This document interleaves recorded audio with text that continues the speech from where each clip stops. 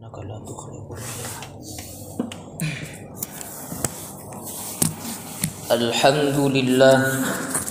الحمد لله الذي أرسل رسوله بالهدى ودين الحق ليظهره على الدين كله وكفى بالله وليا وكفى بالله شهيدا. أشهد أن لا إله إلا الله وحده لا شريك له وأشهد أن محمدا عبده ورسوله لا نبي ولا رسول بعده. اللهم صل على محمد وعلى آل محمد. لقد قال الله تعالى في كتابه الكريم: أعوذ بالله السميع العليم من الشيطان الرجيم. بسم الله الرحمن الرحيم. يا أيها الذين آمنوا إذا نودي للصلاة من يوم الجمعة فاسعوا إلى ذكر الله وذروا البيع ذلكم خير لكم إن كنتم تعلمون. وقال تعالى أيضا: يا أيها الذين آمنوا اتقوا الله حق تقاته ولا تموتن إلا وأنتم مسلمون. صدق الله العظيم. Hadirin jamaah salat Jumat yang dimuliakan Allah Subhanahu wa taala. Sungguh merupakan sebuah karunia yang sangat besar apabila hingga saat ini kita masih diberi kesempatan hidup oleh Allahu Rabbul Alamin, Tuhan semesta alam. Dengan demikian, maka sudah sepatutnya bagi kita untuk senantiasa meningkatkan iman dan Islam kita, meningkatkan kualitas takwa kita kepada Allah dengan sebenar-benarnya takwa, sebagaimana apa yang sudah Allah perintahkan kepada kita. Ya ayyuhalladzina amanu taqullaha haqqa tuqatih. Wahai orang-orang yang beriman, bertakwalah kalian kepada Allah dengan sebenar-benarnya takwa. Wala tamutunna illa wa antum muslimun.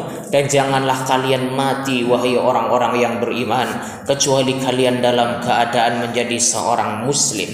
Ini adalah satu peringatan dari Allah Subhanahu wa taala bahwa kelak ketika manusia meninggal dunia hanya ada dua kategori manusia, ada yang muslim dan ada yang kafir. Ada ashabul yamin, ada ashabus shimal, ada ahlul jannah, ada ahlun niran. Itulah satu fakta yang kelak di kemudian hari akan kita saksikan ketika kita meninggalkan dunia.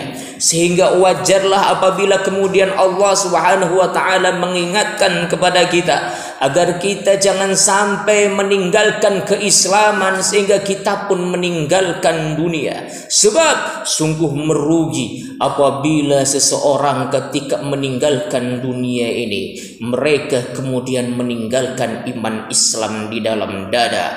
Karena hawa nafsunya, karena pangkat dan jabatannya, karena materi yang dikejarnya, sehingga menanggalkan keislamannya, menanggalkan keimanannya, tidak peduli dengan ketakwaannya kepada Allah Subhanahu wa taala. Yang dijadikan prioritas utama hanyalah pangkat dan jabatan, yang dijadikan prioritas utama hanyalah materi. Padahal ketika dia mati, semua tidak lagi berguna, semua tidak ada lagi faedah. Karena pada saat itu yauma la yanfa'u malu wala banun, tidak berguna lagi harta benda yang kita punya, tidak berguna lagi anak keturunan yang kita miliki. Karena ketika manusia sudah meninggal dunia hanyalah amal perbuatan dan keimanan kepada Allah Subhanahu wa taala yang kelak akan menemaninya.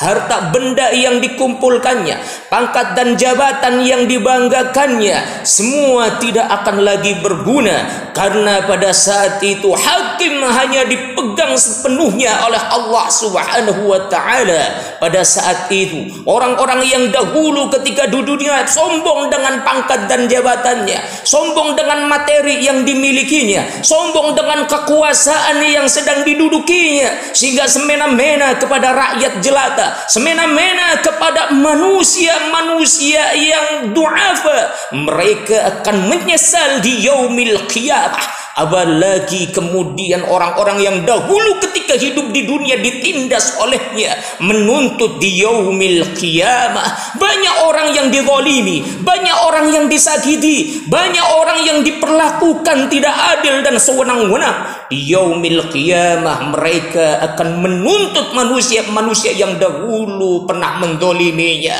baik rakyat biasa maupun penguasa. Semua tidak akan pernah terlepas dari yaumul hisab yang kekuasaan tertinggi pada saat itu hanya dipegang oleh Allah Subhanahu wa taala. Maliki yaumiddin. Allah Subhanahu wa taala adalah penguasa pada hari pembalasan. Allahu akbar, Allahu akbar, Allahu akbar, walillahil hamd. Saudara-saudara jamaah Jumat yang dimuliakan Allahu Rabbul Alamin, kematian sudah sepatutnya menjadi sesuatu yang senantiasa direnungkan oleh tiap-tiap manusia, sehingga dia tidak lagi sombong dengan kekayaannya, tidak lagi sombong dengan pangkat dan jabatannya, tidak lagi sombong dengan kekuasaan yang didudukinya, karena kelak ketika mati semua tidak akan pernah berguna. Dahulu begitu dipuja-puja, dahulu begitu dipuji-puji, banyak orang yang membelanya, banyak orang yang mendampinginya. Ketika mati sudah tiba pada dirinya, maka idza jaa ajaluhum la yastakhiruna sa'atan wa la yastaqdimun. Semua tidak akan bisa menghalangi malaikat Israel ketika ia akan datang. Militer dan aparat yang begitu banyak yang dahulu membelanya tidak akan pernah bisa menghalangi dan menghalau datangnya malaikat maut yang kelak akan mencabut nyawa yang ada pada dirinya. Saudara-saudara jamaah Jumat yang dimuliakan Allahu Rabbul Alamin, khutbah Jumat ini bukanlah semata formalitas belaga, bukan pula sebagai penggugur kewajiban Jumat saja, akan tetapi ini adalah satu nasihat bagi kita semuanya agar kita senantiasa menjadi manusia-manusia yang bertakwa kepada Allah Subhanahu wa taala. Apapun profesi kita, apapun pekerjaan kita, pelajar, mahasiswa, pegawai, pimpinan maupun yang lainnya, semuanya harus menjadikan Islam di atas segala-galanya. Sehingga muslim sejati adalah mereka yang berani mengatakan ana muslim qabla kulli syai'. Aku adalah seorang muslim sebelum segala sesuatu ada pada diriku. Aku ini pengusaha tapi aku adalah seorang muslim. Aku adalah pegawai tapi aku seorang muslim. Aku adalah pejabat tapi aku adalah seorang muslim.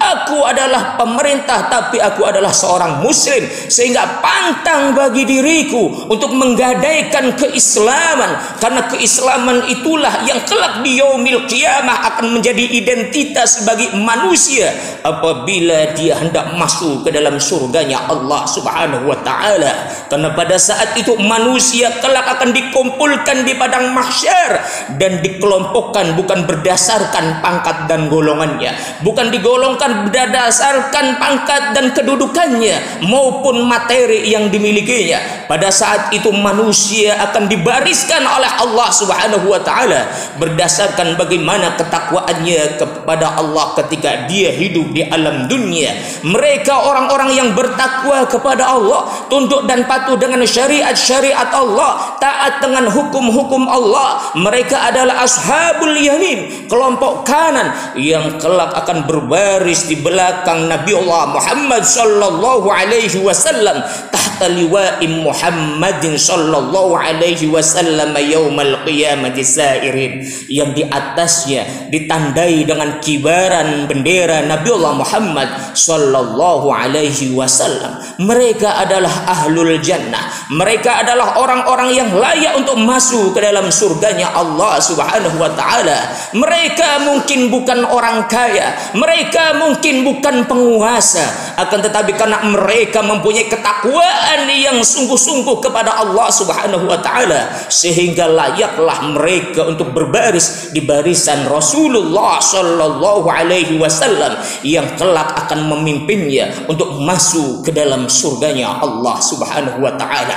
Saudara-saudara jamaah Jumat yang dimuliakan Allah, yang kedua, manusia-manusia yang durhaka, manusia-manusia yang zalim, manusia-manusia yang tidak tunduk dan patuh dengan syariat Allah Subhanahu wa taala, kelak di padang mahsyar tidak akan dibariskan bersama Rasul sallallahu alaihi wasallam. Mereka adalah ashabus shimal, kelompok kiri. Mereka akan dibariskan dengan manusia-manusia durhaka dari zaman dan zaman, dari kelompok Fir'aun, Abu Jahal, Abu Lahab dan sejenisnya. Mereka lebih memperturutkan hawa nafsu ketika hidup di alam dunia, padahal Allah berulang kali memperingatkannya, walau ittaba'al haqqu ahwa'ahum lafasadatis samawati wal ardu wa man fihinna. Jikalau saja standar kebenaran didasarkan pada hawa nafsu manusia, niscaya langit dan bumi akan hancur, wa man fihinna, dan semua makhluk yang ada di dalamnya pun akan turut menghancurkan pula. Saudara, mereka adalah ashabus shimal, kelompok kiri yang kelak tidak akan mendapatkan syafaah bahkan dari Rasul sallallahu alaihi wasallam sekalipun. Sebab Allah mengingatkan di dalam firman-Nya, wattaqu yawman la tajzi nafsun an nafsin syai'a wa la yuqbalu minha syafa'ah wa la yu'khadhu minha 'adlu wa la hum yansurun. Hendaknya semua takut kepada Allah, yang Allah mempunyai hari pembalasan, yang pada saat itu la yuqbalu minha syafa'ah, tidak diterima syafaat dari manusia-manusia yang memberikan syafaat.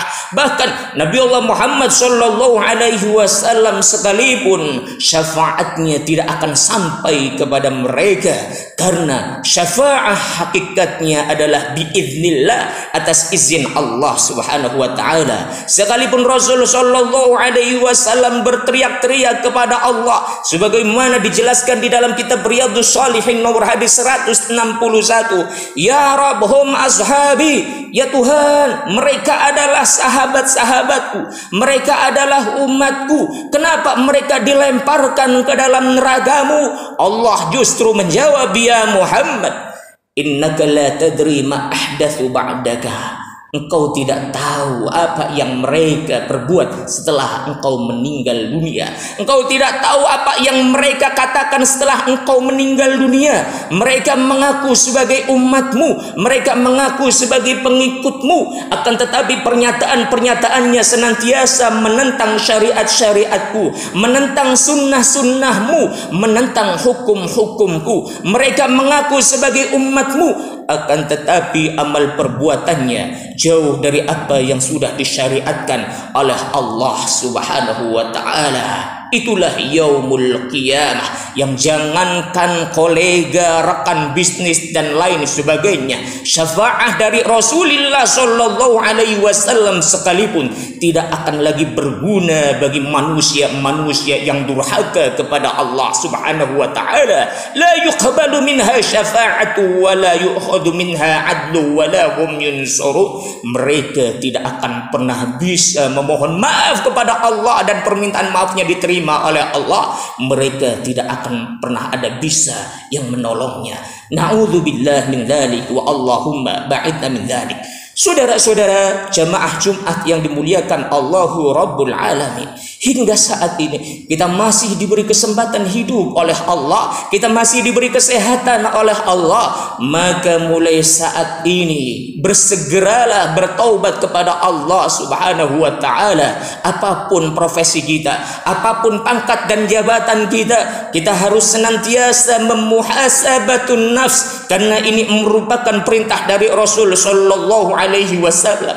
Hasibu anfusakum qabla an tuhasabu. Hisablah diri kalian sebelum kalian dihisab oleh Allah Subhanahu wa taala. Introspeksilah amal perbuatan kalian masing-masing sebelum amal perbuatan kalian semua diintrospeksi oleh Allah Subhanahu wa taala. Kenapa? Karena ketika manusia sudah dihisab oleh Allah, maka tidak ada lagi kesempatan baginya untuk memperbaiki amal perbuatan yang sudah dilakukan olehnya. Kenapa?